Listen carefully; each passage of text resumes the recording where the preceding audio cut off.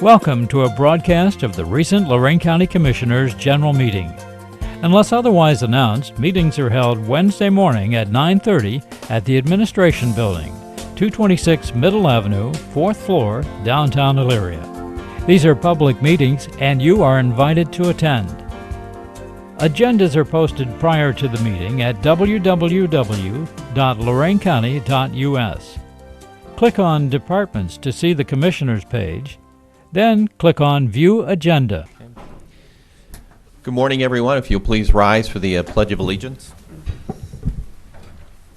I pledge allegiance to the flag of the United States of America and to the republic for which it stands, one nation, under God, indivisible, with liberty and justice for all. And our prayer this morning is from John 15:9. Jesus said, I've loved you even as the Father has loved me. Remain in my love. When you obey me, you remain in my love, just as I obey my Father and remain in his love. I have told you this so that you will be filled with my joy. Yes, your joy will overflow. And Commissioner Kokoski has our dog this morning.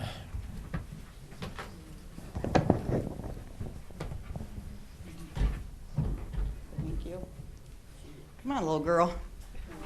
We have a little puppy. She's so fun and friendly and the softest fur you've ever felt. She's going to be available on Saturday. She's about 6 months old, found in Lorain. So come down to the dog kennel. We have 27 dogs to choose from, but this one is extra special.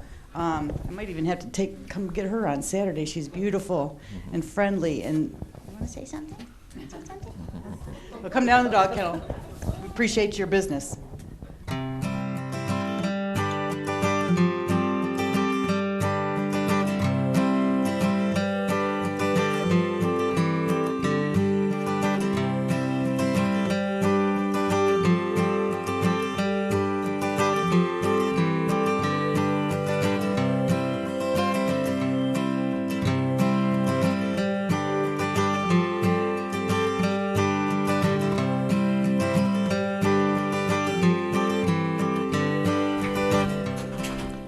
Madam Clerk. Okay. We have recognition today for Chandel Dusenbury. Okay, Chandel and colleagues, I guess, whoever like to come forward. We have a special recognition for Chandel Dusenbury, the 2016 APS Worker of the Year.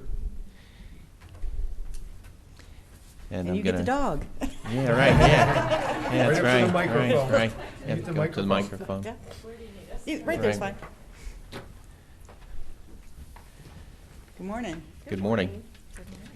Just like to read this special recognition we have, unless you have some thoughts that you want to share with us first. Well, or- why don't you go ahead? Okay, okay.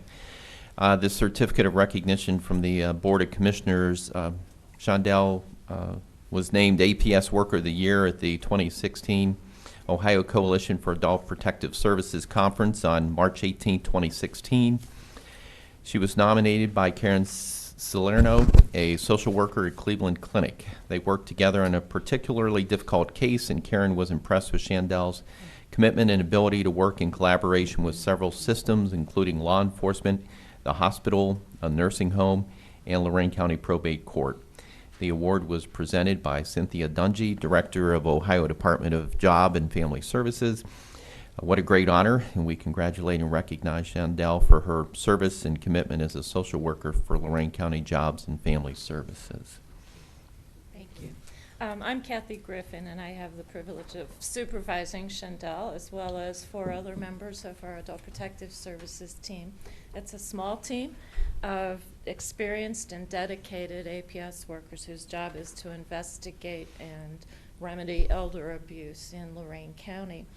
And Chandel's work on this case was amazing, but I must say it's typical of the work that she does as well as the other APS workers. And 2 of Chandel's co-workers are here today to support her. We have Doris Harris and Tina Allgood. As was stated, it's really gratifying to see our work recognized. But But again, this work is typical of what Chandel and her coworkers do on a regular daily basis. So thank you, and we're really honored to have received this award. OCAPS is an important state-level network that really currently is working with the Ohio Department of Job and Family Services, the Attorney General's office, and other state agencies to ensure that every county has the resources necessary to protect senior citizens from abuse.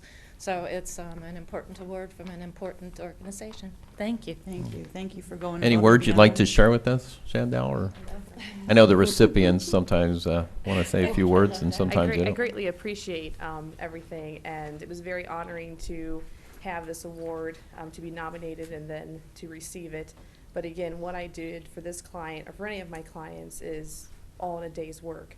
I'm thankful for my coworkers for always being willing to have creative thinking, where you could always find us outside of our offices brainstorming to come up with solutions for our particular difficult clients due to the lack of funding we have for some of the supports we need for our elderly. And to my supervisor for giving me this opportunity with APS and allowing me to share my frustration with the job, even cry, but quickly build me back up, so I'll continue to do what I do for Lorain County's elderly. Thank So it's you. a I'd like great to come honor. down and present this to you. Yeah, very difficult job, not enough funding to actually perform it as well as we'd like to. It's real difficult with the elderly and making sure they're taken care of properly in this day and age. Yeah. Yeah. Two things hard to see is children and the elderly being abused in any way. You know, just thank you for what you do. Colleagues want to come up? Don't be shy. I think some of the statistics that I've seen. Yeah. Yeah, you're going to talk. I think some of the statistics I've seen, you can correct me if I'm wrong, but I believe 1 out of every 10 senior is abused or a victim of abuse is in this country, unfortunately, and I think 90% of the time it ends up being a family member, somebody who's supposed to be a loved one, and that's unfortunate. So.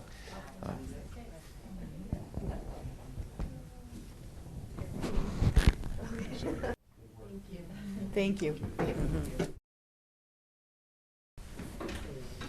I know primarily you investigate cases, I believe, residents over 60. I'm not over 60 yet, but I do take a lot of abuse from these two up here, so that probably doesn't qualify.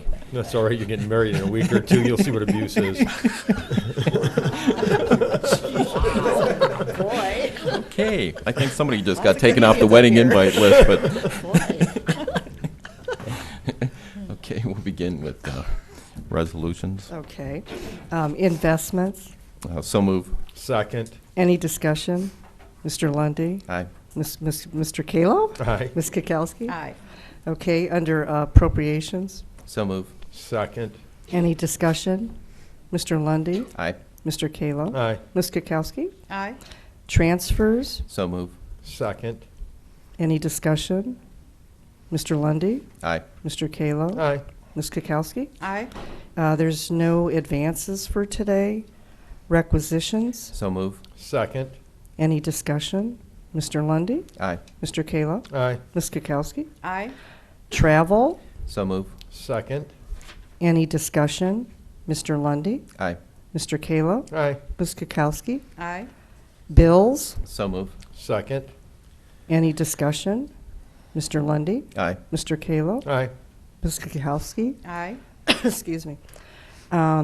Authorize various personnel actions as indicated on summary sheet for employees within jurisdiction of the Board of Commissioners. Administrator Cortez. Thank you, Commissioner. I do have quite a number of potential hires, community development, job and family services, collection center. Also, I want to update you with regard to negotiations with United Steelworkers of America, potential purchase of real estate. All three topics allowable under the Sunshine Act for executive session discussion, so I'd ask at the conclusion of our regular meeting, we go into executive session and talk about those items that I've outlined. Thank you. Approve and waive the reading of the same for the Lorain County Board of Commissioners meeting minutes of March 30, 2016. So move. Second. Any discussion? Mr. Lundy, Aye. Mr. Kalo, Aye. Ms. Kokoski. Aye. Number 10, under the Sheriff Department, approve and enter into a contract with Columbia Township to provide police protection in the township commencing April 1st of 2016 through March 31 of 2019. So move. Second. Any discussion? Mr. Cap- Lundy? Okay. Oh, excuse me. I was just checking with Captain Drozdowski, and he said no. No? He's here for questions. So. Okay. Okay. Mr. Lundy, Aye. Mr. Kalo? Aye. Ms. Kokoski? Aye. Mr. Cordez? I see we had a rather robust agenda. Yeah. That quick. I don't have any additional things to add. I see we have quite a few members from the public, so we probably have some public comment. I yield to council. Okay. Mr. Innes? Mr. Innes? I do have one matter of pending litigation that I need to discuss with the commissioners in executive session. Okay. Mr. Lundy? Well, we'll have the commissioners' report, starting first with Commissioner Kokoski.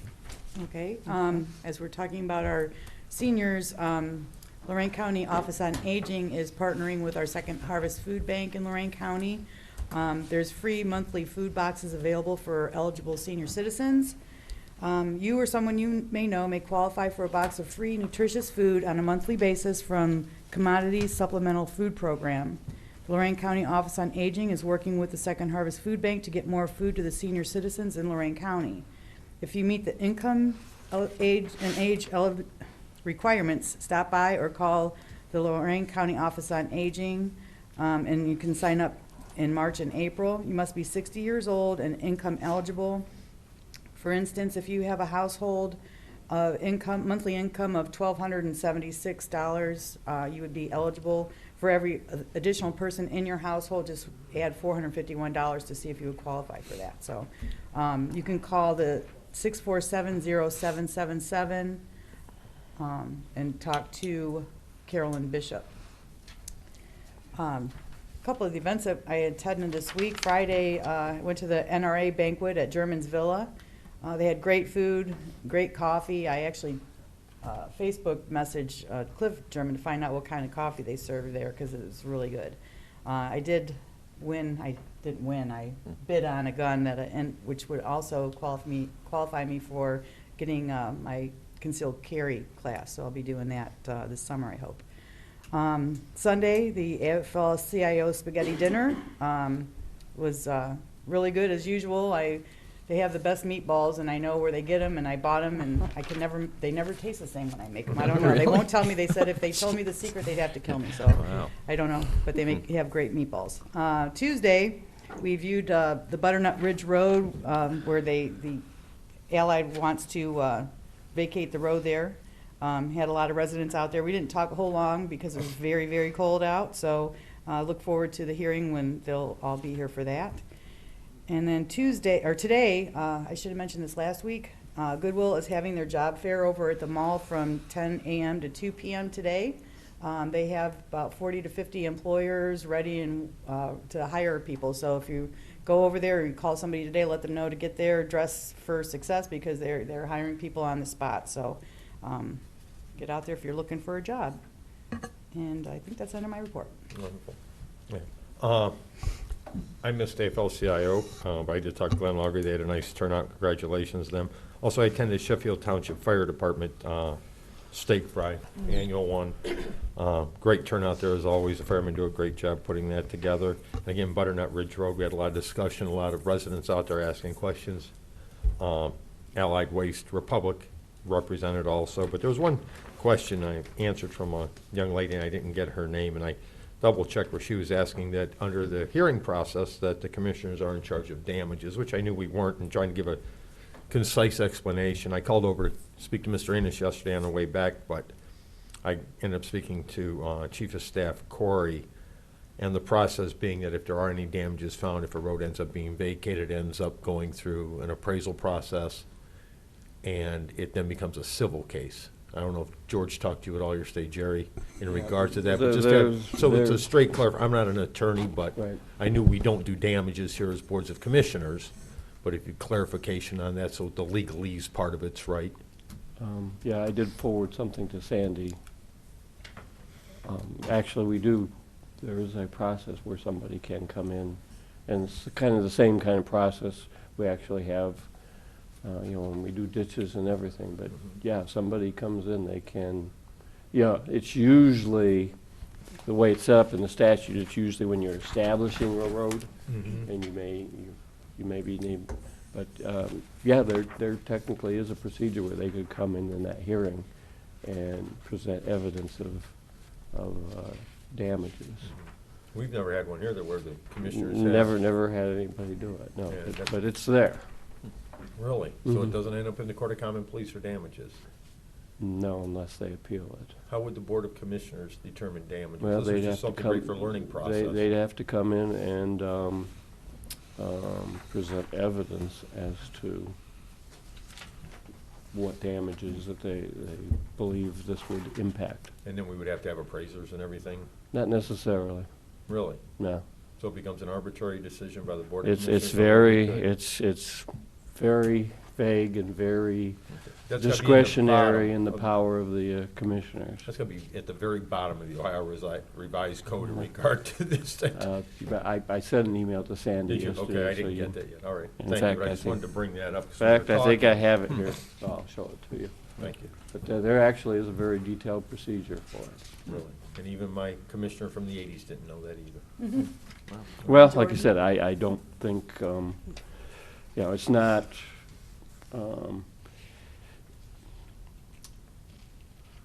there actually could be situations in which you vacate a road in which you completely isolate somebody. Okay. To make them an island of some That's sort. usually where the cases come in, Okay. and say, I suppose theoretically somewhere, some hot time, it must have happened where somebody must have had to, and you could see, you might have, a road that just goes back to one house or something, and you may decide to vacate it, but that's doing something to that property, so that person would have a right to come in and say, you've deprived me of that property. So there is a mechanism in there, but there's just no parameters in the code as to how you go about doing it. Well, quite vague then.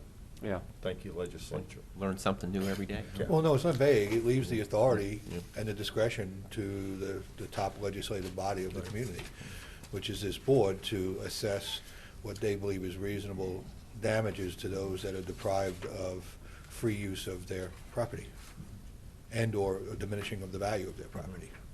It says here, if the Board of Commissioners is of the opinion that the improvement is of sufficient importance to the public to cause compensation and damages on account thereof, it may so order that they be paid. Wow. That's it, one. Thank you for the clarification. I just wanted to make sure we had that right, because we'd never had it here in the Right. 12 years we've been here. Well, mostly we've vacated paper roads. Right. Right. And we've never actually, in all my years here, have vacated a road such as Butternut Ridge. We So talked about Quarry Road at one time. we did talk about Quarry Road when we were working on the Quarries project. There was quite an objection to the vacating of Quarry Road. That was going to be a huge development up there where they wanted to gate the community at one time. But we never got a petition. It was just part of the discussion process. Wonderful. Thank you, Mr. Innes. Okay. End of my report. Had the opportunity to participate in Shred Day. As I've been in the process of moving, I found that I had files, I think, going back to 1990, believe it or not, some old records. So anyhow, went over for the Shred Day, took my 5 office boxes with all kinds of stuff in there, and got through the line in about 20 minutes. It was well organized, and thought it went extremely well, and even wrote a recent column about it that I've sent out to the newspapers as part of the monthly column I write, just indicating how fortunate we are to have such a collection center, recycling center that we do, and how people should take advantage of it in the county. It's really one of the premier collection centers in the state, without question. I just want to congratulate my colleagues for all the work they've done over the many years to really make it such a huge success, and for all the work that Mr. Bailey and his team does. I enjoyed the AFL-CIO spaghetti dinner. You don't have to worry about me trying to duplicate their meatballs. If I can't microwave it, it just doesn't happen. So, and the Butternut Ridge vacation viewing that we participated in yesterday. I know there was some residents there at the meeting who said that, you know, their claim is that they had been told that a, you know, final decision had been made. I can assure you that no final decision has been made by this board at all. And we look forward to folks being here for the meeting in May. As we promised, it'll be a lot warmer, or we'll have air conditioning, whatever the need may be on that day. But it was certainly a cold day for the viewing. And you had mentioned about the Goodwill job fair today. I believe there's also a career day at the community college tomorrow. I think I saw that. So you may want to check on that. I believe that's running from maybe like noon to 3 o'clock. So a lot of these job fairs and career days coming up, and some employers looking for employees to work. And every day in this state there are tens of thousands of jobs, but the problem is trying to find the skills that match with the jobs that are being posted and available. And so when you hear people say there's just no jobs in Ohio, I need to go someplace else, there are jobs in Ohio. It just sometimes requires upgrading skills and education, I guess, to be able to match the jobs that are available in the marketplace today. That completes my report. Okay. Under the clerk's report, the commissioners did a proclamation to the Lorain County Community Action Agency celebrating 50 years on April 13. And also there will be a Records Commission meeting on April 13 at 2 o'clock. Board correspondence. I move to approve the board correspondence and waive the reading. Second. Any discussion? Mr. Lundy, Aye. Mr. Kalo? Aye. Ms. Kokoski? Aye. Okay, this is the opportunity for public comment. I believe we had some residents. Okay, Sam or Terry? Yeah, just choose either podium. Sam is good.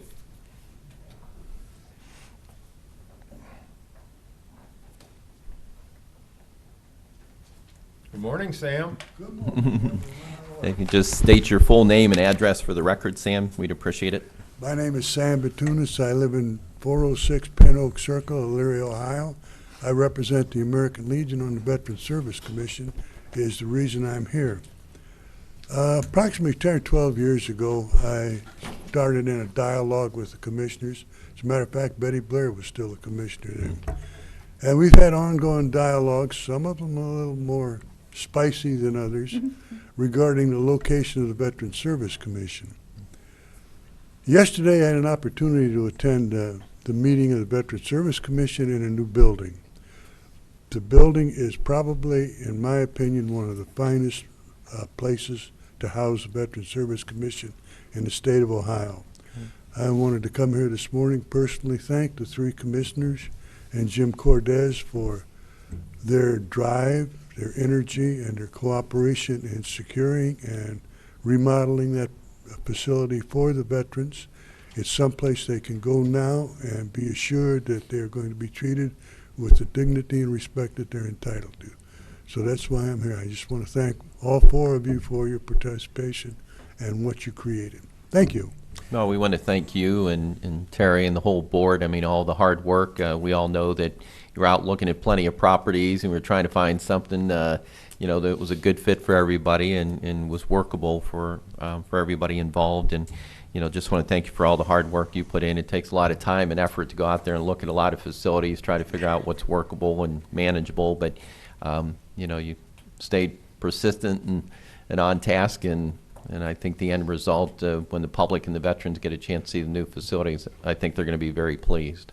Yeah, congratulations. Congratulations. And thank you for your patience too, because we had to long time before it was able to be put together. So we appreciate your patience. Yeah, but we said when we found the right building, we Right. would do the right thing. And we did. And we looked at a lot of buildings, didn't we, Terry?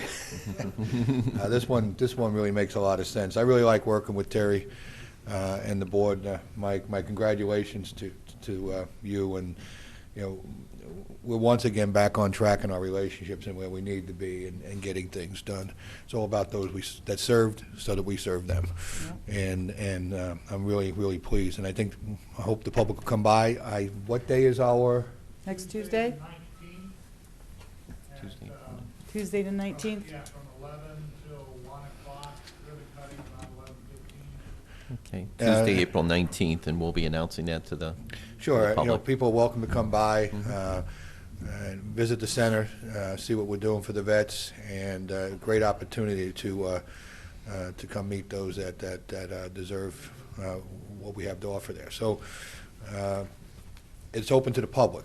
We're not going to make any real invites, but it's open to the public, and obviously open to all veterans to come down and see their new facility. Could we possibly give the address on Abbey Road? 1230 North Abbey Road. 1230 1230 Abbey Road. North Abbey Road. Yeah, Across down from the across from college, down near the real estate offices, the professional buildings, or the old Tiffin building. I used to take classes there, so. We have a temporary sign out there, so Right. it's pretty large, until we get the new sign. That's not going to be available for the ribbon cutting, but so they'll be able to find it with the sign, and we're going to start banging social media, getting it out there and our websites. And I'm sorry, ma'am. Did you have a question in reference to that? You're good? Okay. Location, okay, fine.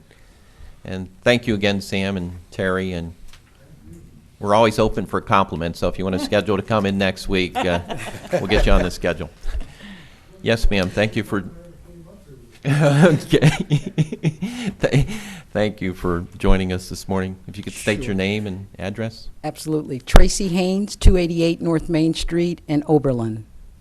I want to actually, it's like the timing is great, given the recognition of the efforts on Abbey Road and for veterans. I would like to share, if you don't mind, just a copy to give you some background for our visit today. Okay. Is that the email, Tracy, you sent us yesterday, or something else? No, not an email. Oh, okay. Just a cover page if you can distribute. Sure. Appreciate it. Thank you so much.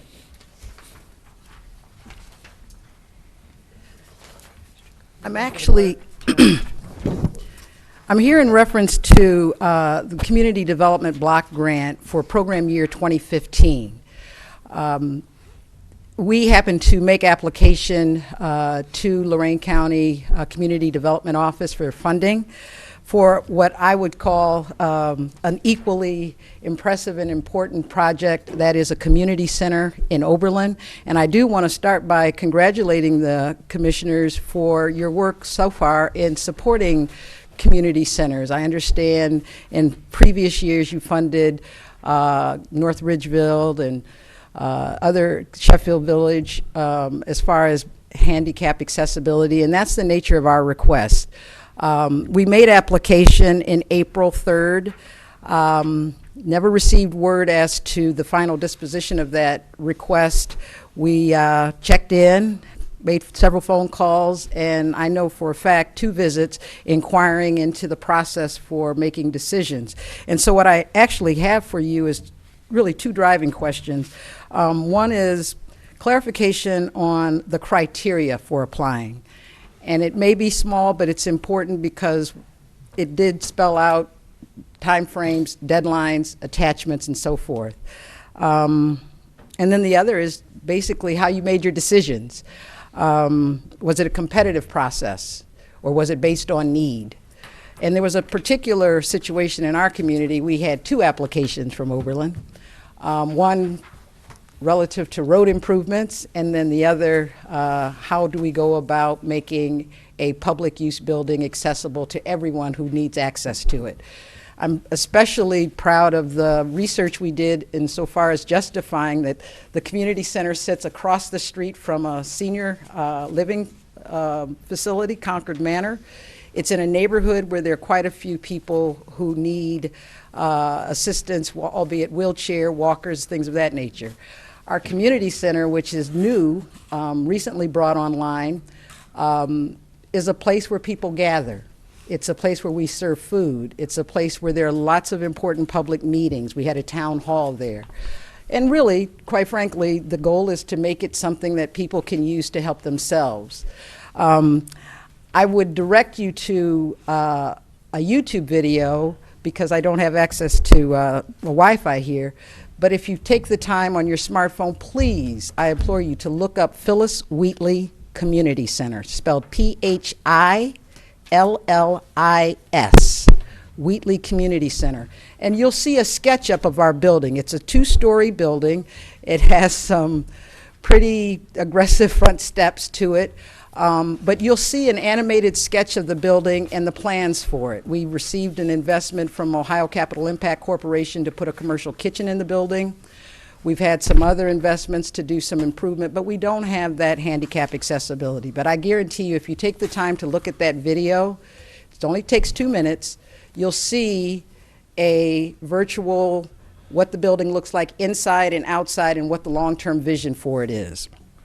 So with that, I wanted to essentially give you why we came to you and why your processes are going to be important for us to understand. In Oberlin, as you probably already know, the city made a bold move to move community development block grant money from within the city to the county for you to administer on our behalf. To my knowledge, it's really been a lot of intergovernmental giving. The county gives to the city makes road improvements. The county gives to the city may put in a park or put in some features for kids. We think comparatively, when it talks about public benefit, there is no better project than what we were doing. And I'm, having talked to Clerk Upton, believe perhaps you never even got a chance to see our proposal. We normally don't with the proposals that go through our departments. I actually spoke with Don Romancak, Community Development Director. I think he can give you a better lowdown on how this process actually ended up. Don, would you like to come up? I don't know if the other commissioners met with Don on this issue. Yeah, I did meet with Don on the issue. I mean, just so you understand, a good project, and certainly it's a very important project for our area, and certainly an important part of our history as well too. And but you know, it's my understanding there were about $500,000 in requests that were made, about $500,000 total requests, not just yours. And then my understanding is that $300,000 was actually available. I know it's a very competitive process, and I know there were a lot of projects that actually weren't accepted. But Don is here, and what I would like is, you know, for you and Don to have a chance to actually sit down. I mean, their department's more than willing to kind of walk you through the process and hopefully clarify areas so that the application, you know, is as strong of an application as possible. And Don, if you could answer Ms. Haynes' questions. I guess she was wondering about, you said the criteria for applying and then how the decisions are made were your two driving questions. We'll start with that. Okay. To the first question, who can apply? Basically, it's local communities, so our townships, our cities, our villages, as well as nonprofits. Last year, we received 3 applications from what I'd call social service agencies, one being yours, the other being the Neighborhood Alliance, and the third being the Lorain County Office on Aging. Unfortunately, with the limited funds, we were only able to, we ended up only funding or recommending funding the Meals on Wheels program for Neighborhood Alliance out of the 3 nonprofits. But it's not unusual for us to fund a nonprofit. So there's no limitation from that. We do not give help to private individuals or for-profit businesses. But that's, I think, the first. Well, we do private individuals, and we do distressed LMI. The home repair programs, right. yes. Yeah. The was CHIP, and then we also have some CDBG funds we can use for people that can't have sewer problems, laterals. Right? Correct. For individual homes, yes. But as far as like someone who wanted to do a public service, if they're not incorporated as a nonprofit, they would not be eligible to apply, to clarify. Can I make comment? Oh, go ahead. Some of the projects that are here, we've been mandated with some of the funds at a CDBG by the state. Correct. Out of our revolving loan fund to do some of those projects. And we're finishing up some of them in North Ridgeville right now, and the Oberlin project is a combination of a reduction in the revolving loan fund since we haven't not had ample opportunity to make loans through the recession, so they've mandated we move funds out of there and into public projects. Correct. And Oberlin also had an RLF fund, and they were mandated to spend that money down too. It would really help if Oberlin had proprietized what they wanted rather than having two applications from Oberlin. This is really a worthy project. It's been something that's been being worked on for a lot of years, but you had competitive proposals out of the same community. Yeah. And Thank you for bringing that up, and you're right. We will have a second meeting in Oberlin about this matter as well. And just to get to the point, and not to beat this, I'm aware that there was a deadline of April 3rd for those grant applications. And kind of as far as the process goes, I do know that Oberlin submitted retroactively authorization to apply for the funds. Didn't know if that was an issue. That they submitted their application after the deadline as far as getting authorization from their governing body to apply for the funds. Normally with the submission of, we're very, very flexible Okay. on getting it in, as long as we can meet the time frame to agenda it and the time frames of within state guidelines of when we have to get our resolutions done. Okay. The Oberlin submitted their application for their project, the city project, on April 2nd with their commitments, and then they approved or appropriated their funding, is my understanding, after we submitted the application. So we try to be flexible with the communities. One of the things, I did read your letter, your email. Somebody sent us an email on this. Was that not you, or somebody did? Teresa sent it to us in regards to discussion points she had with Oh, Tracie okay. on the phone. Right. A couple points jumped out at me, and they may have been your points. Maybe Teresa summarized the conversation. One was that no one had notified that we had received an application. So when the application went in, the people submitting didn't get an acknowledgement that we had received the application. I talked to Don, and I really think we don't get that many applications. I want to acknowledge that we have received an application so people know it's in the queue. Right. And secondly, I want to notify anybody that has submitted an application of the date and time of the public hearing so they can come and represent their proposal. Those two things jumped out at me. Clearly, we can do a better job with that. And we've already discussed that, and those are going to be procedures that are implemented. And should folks that put in an application not attend the public hearing, we're also going to notify them of the decision of the Board of Commissioners with respect to approved projects. We're not doing that now. I think it's a simple administrative matter, and that'll get the communication piece at least more clarified. That would be a big help. Yeah, we did not receive notification that our proposal was considered, nor did we receive word that they had made a decision.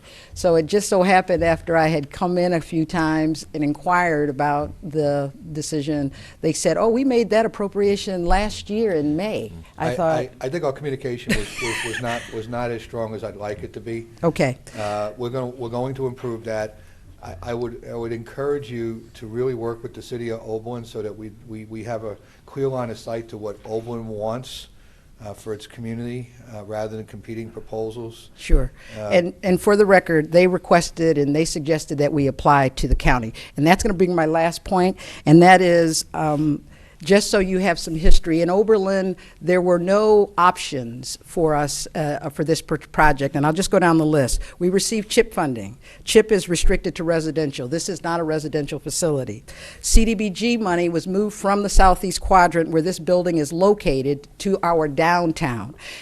Oddly enough, our building sits on the east side of what is effectively designed as the downtown district. In other words, there's a big park, and some of you have been at functions there, that is on the west side of Pleasant Street. Our building is immediately across the street on the east side. It does not qualify for CDBG downtown funds. And then the last thing, Zion, we have a CDC in our community. Again, the funding that comes, albeit from state, it's restricted to residential. We are a bit of an odd anomaly. We are a nonprofit community center in the southeast quadrant with really no stream of funding. So county government became the option of last resort. And I think it's appropriate, given your track record with working in North Ridgeville and Sheffield Village, to continue that in Oberlin. I think county commissioners play a strong role in, supporting projects that can't be supported in other ways. And I'm really, really, asking for your support this next round. I'm still a little hurt. I know we were counting on it, but I don't think the process was necessarily in our favor, and I do believe that there should have been some more coordination in Oberlin to have avoided it. But thank you so much for your time What this was morning. what was the total amount you were asking for? Absolutely. The total amount is $88,300. We have obtained our building permits for it. Our site plan has been done. We've hired an architect. We have a deadline of trying to get this project done by the end of 2016, so as not to jeopardize the investment that came by way of support from Lorain Metropolitan Housing Authority and some others who really went to bat to try to help us with this building. What about recycled material market grant? What have we? I know we can't do the whole 88. If I put you in touch with someone, we have solid waste funds for projects that use and enhance the public awareness of recycled materials. Okay. And you'd be surprised at things that are recycled materials out there that are available. Sure. We may be able to do, we have commissioners' discretionary funds now again in that area. I'll have somebody contact you if you leave your information with the clerk. I will do so. It may be able to get some of the funding you need there. Okay. Keith Bailey, our director, will look at what your project entails and what materials may be able to be purchased under recycled grant funds to qualify for a grant out of our solid waste department, if the board wants me to take a look at that. Sure, absolutely.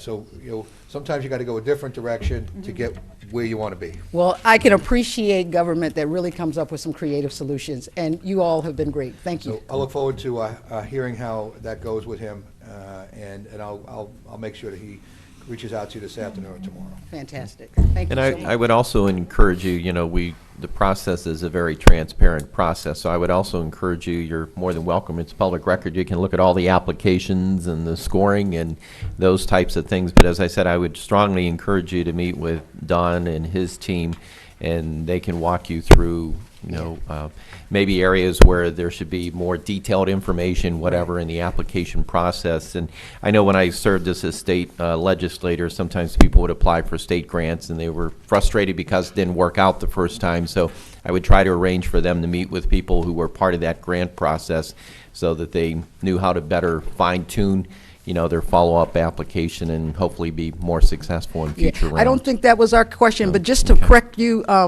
Commissioner Lundy, I think there were $600,000, and I think from Teresa's notes I read, they had 8 applications and 6 were funded. There's a certain amount of funding that has to go to North Ridgeville, correct? Right. Correct, and Okay. we received 8? $314,000 Okay. for the application round last year. And 20% goes towards our fair housing activities and administration of the grant, which left us about $251,000 total. We ended up shaving North Ridgeville And you had down. $500,000 in request. Oh, yeah, roughly. easily. Easily. And we have an obligation to spend still in North Ridgeville, don't we? Right. They are what is called an acquired city. They used to receive funding directly from the state. The state eliminated their funding and then told us that we had a 3-year obligation to fund North Ridgeville projects. Yeah, we Without try to giving get us information additional out for the money. public so they're aware of what we need to do. Without giving us additional money. Without giving us They say- additional money. They said we'd get North Ridgeville with their 3 years of request with no additional money, use our existing funding stream, so. Well, if it's any consolation, I called the state, so they're aware that we need more resources here. They're not so friendly, are they? Thank you. Thank you. Okay, thanks. Any other public comment this morning? Okay. I would move that we go into executive session, discuss personnel issues outlined by the county administrator, legal issues that were outlined by the assistant prosecutor. Second. Any discussion? Mr. Lundy, Aye. Mr. Kalo? Aye. Ms. Kokoski? Aye. This has been a broadcast of the recent Lorain County Commissioners' General Meeting. Unless otherwise announced, meetings are held Wednesday morning at 9:30 at the Administration Building, 226 Middle Avenue, 4th floor, downtown Elyria. These are public meetings, and you are invited to attend. Agendas are posted prior to the meeting at www.loraincounty.us. Click on Departments to see the Commissioners page, then click on View Agenda for a printable copy of the agenda.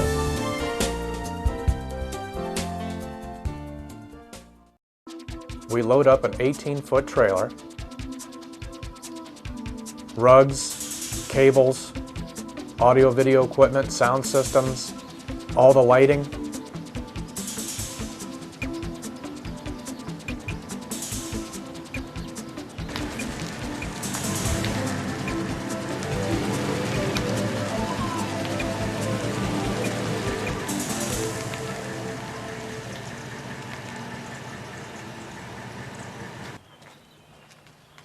Then we have the task of hauling everything out of the trailer and taking it into the gymnasium or lunchroom or whatever large multi-purpose room they have for us.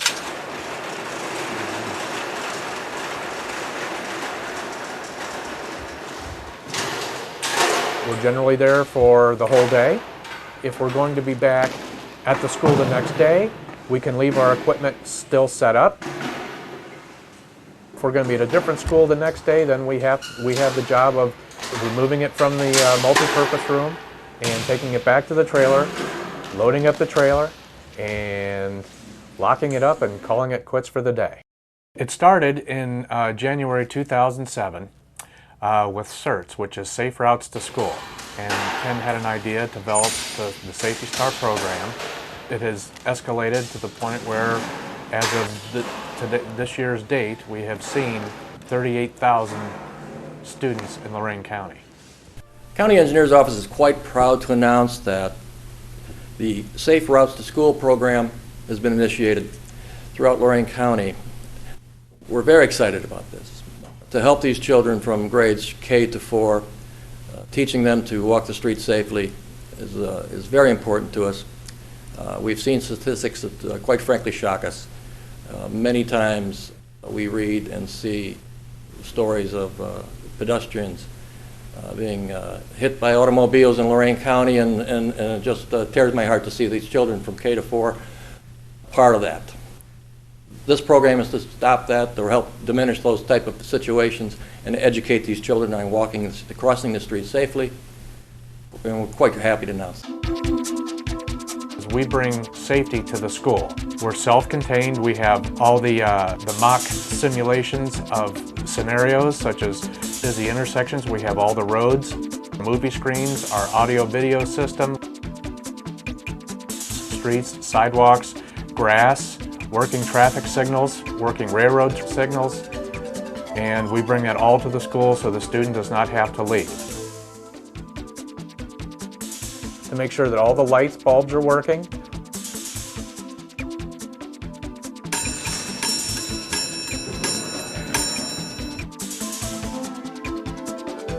And that all the audio video equipment is up and running.